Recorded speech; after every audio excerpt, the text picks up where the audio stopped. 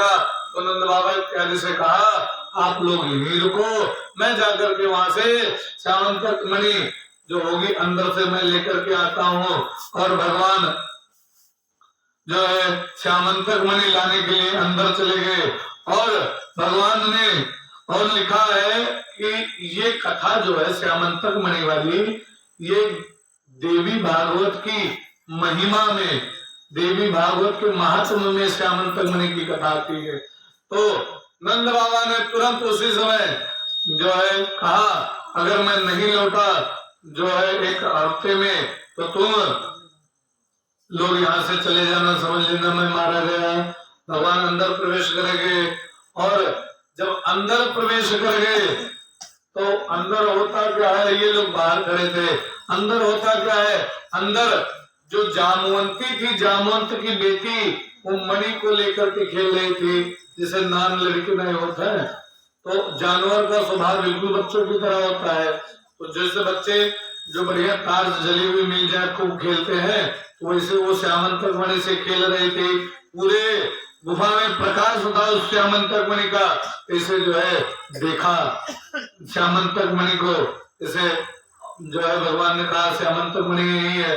अब उसने भगवान को जैसे देखा, मनुष्य उसने पहली बार देखा था। जामवंती ने जोर से चिल्लाई, जैसे चिल्लाई जैसे उसका पिता जगा। कहा क्या हुआ बेटी? कहा देखो कोई आया है। और उसके बाद भगवान ने कहा श्यामंतक मणि मुझे दे दो, मैं तुमसे और कुछ नहीं चाहता हूँ। कहा इसे ले जाओगे हमारी बेटी से, वो श्यामंतक मणि मैंने अपनी बेटी को दान कर दिया श्यामंतक मणि, तो तुम पा नहीं सकते हो। कहा इसके लिए मुझे युद्ध करना पड़ेगा, तब भी मैं नहीं मानूंगा। कहा ठीक है युद्ध करो। अब मल्ल युद्ध होने लगा, पटकी पटका, जामवंत का और भगवान का खूब जो है भयंकर युद्ध हुआ।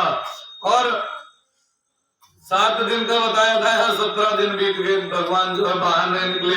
तो नंद बाबा इत्यादि चले गए। और यहाँ तक लिखा कि नंद बाबा ने वहां पर देवी भागवत आरंभ करवा दिया और 9 दिवसीय, और उसके बाद भगवान का और जामवंत का खूब भयंकर युद्ध हुआ।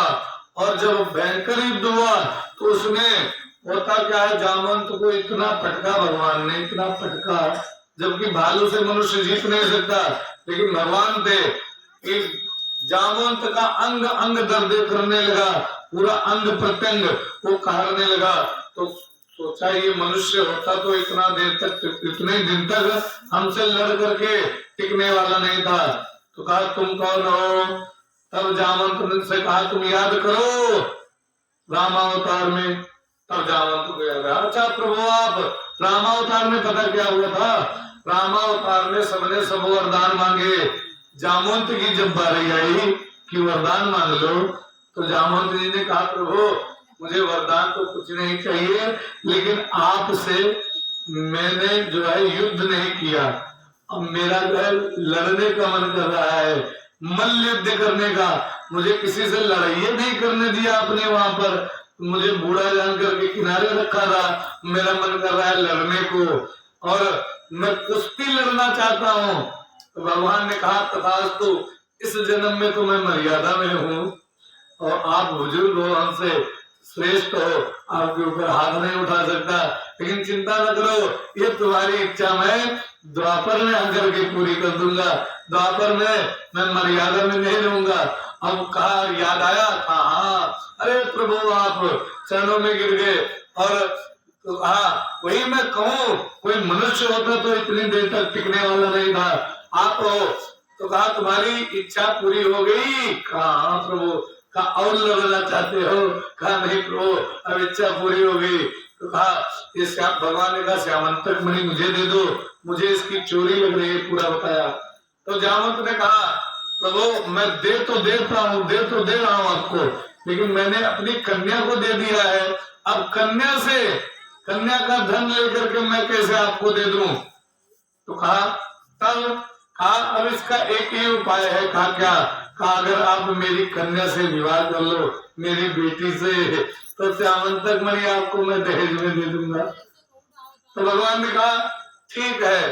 भगवान ने जो है जामवंती के साथ में विवाह कर लिया, बने चाहे जो, लेकिन कोई मनुष्य और भलोइन के बियाह सुने हो है कि भलोइन के और मनुष्य के बियाह होगा हुए। तो ऐसे जामवंती जो है भलोइन और भगवान कृष्ण मनुष्य के शरीर में विवाह दोनों का हो गया। और भगवान जामवंती को लेकर के आए डोली में बिठा करके, और उस दिन पहुंचे जिस दिन श्रीमद देवी भागवत का भंडारा था, उसी दिन पहुंचे भगवान। और जब पहुंचे तो जामवंती से कहा, जामवंती से कहा, समझा दिया था रास्ते में कि अपना मुख मत दिखाना, किसी को अपना मुंह नहीं दिखाना, और अपने तुम्हारे नाखून भी नहीं दिखाई देने चाहिए।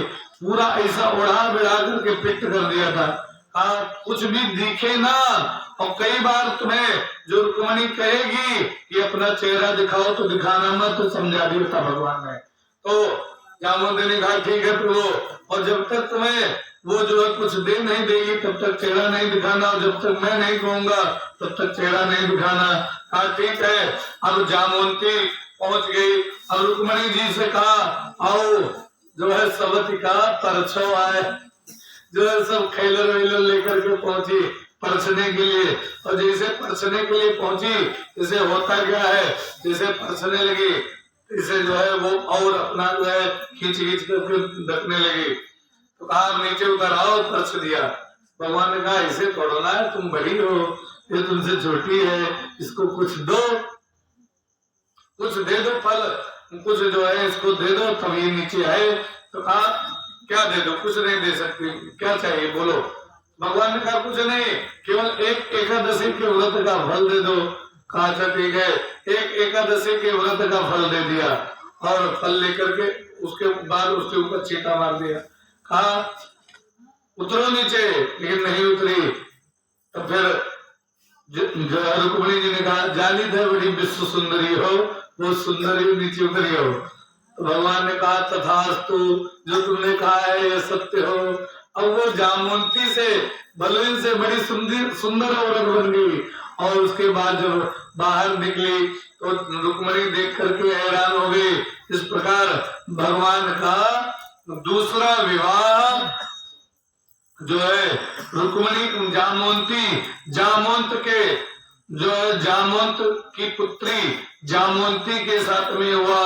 अब इसी पर वाणी को विराम, क्योंकि समय हो चुका है और इसके आगे की कथा कल हम लोग श्रवण करेंगे। कल सुदामा चरित्र भी होगा, और कल जो है कल सुदामा चरित्र भी होगा कल। और कल कुछ एकादश स्कंद की जिस प्रकार से कथा हो पाएगी कोशिश किया जाएगा, बाकी नारायण की इच्छा के अनुसार, क्योंकि अपना सोचा हुआ कभी कुछ होता नहीं है। हम लोग चाहे जितना सोचे कि ये करेंगे, लेकिन भगवान जो चाहता है